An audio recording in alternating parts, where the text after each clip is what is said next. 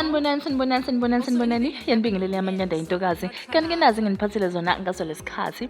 Umshado kaAsavela Mqokiyana, umlingisi wezitori laphayana simkhumbula kakhulu kumabonakude kumdlalo Isibaya engumfazi kaDabula. So uNtombo zimkhalele emshadweni wakhe waze wacela isehlukaniso i-divorce.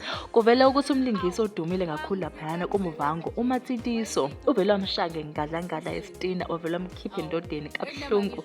So uAsavela naye kavela ukuthi wathatha indoda yomuntu laphayana yena lo mkhonyane bekade eshade naye uMr Mqokiyana kuyavela ukuthi naye wayekade enonkosikazi ngaphambilini kuze kufike uAsavela. So uAsavela wagudluza lo memo bekade khona kwagcina sekuyena ostraight.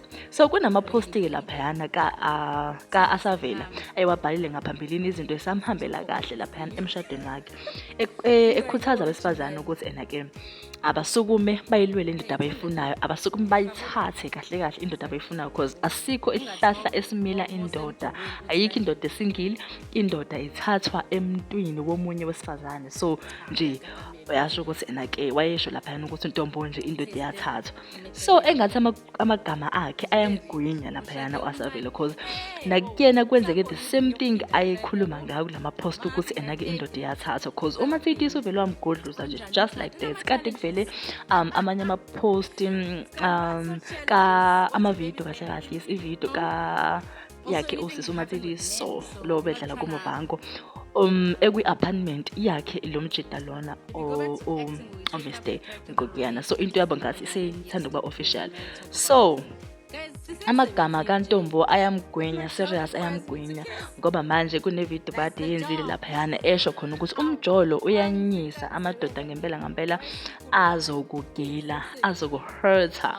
So mina ngiyafisa ukwazi ukucabanga laphayana ku comment section uswena uthini ngalolu daba oluthinta laphayana uAsavela. Ahlangane khona kuma comment section. Inibe nosuku oluhle. Be ready for anything.